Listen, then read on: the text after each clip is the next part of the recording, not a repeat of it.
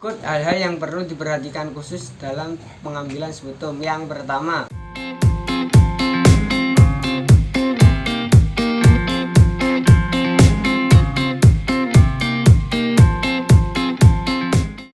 Assalamualaikum warahmatullahi wabarakatuh.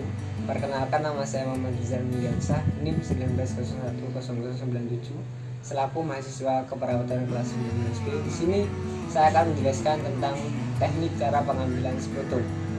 Alat-alat yang dibutuhkan untuk pemeriksaan sputum diantaranya tempat sputum sebanyak 3 buah yang terdapat nama, umur, jenis kelamin, dan jenis spesimen tes, air mineral, dan jangan lupa menggunakan handscoon, masker, karena di sini saya menggunakan video, jadi saya tidak menggunakan masker. Cara-cara yang akan kita lakukan untuk pengambilan sputum diantaranya yang pertama, jangan lupa kenakan masker dan handscoon.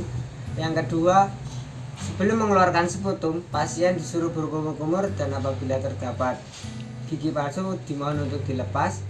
Yang ketiga, sputum diambil dari batukan yang pertama. Yang keempat, ajarkan cara batuk efektif. Yang kelima, cara membatukan sputum dengan menarik nafas dengan kuat sebanyak 2-3 kali pernafasan dada. Kemudian batukan sputum dari bronkus, trakea, mulut, dan ke tempat pot penampung.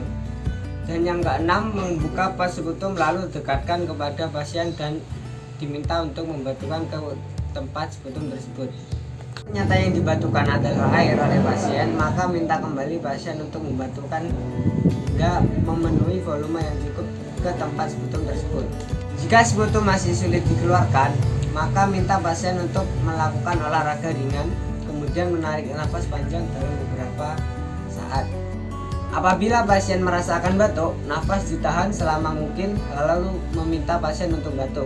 Dan yang terakhir, dapat diberikan obat gliserin ekspektoran 200 mg atau dengan minum air teh manis saat malam sebelum pengambilan sputum.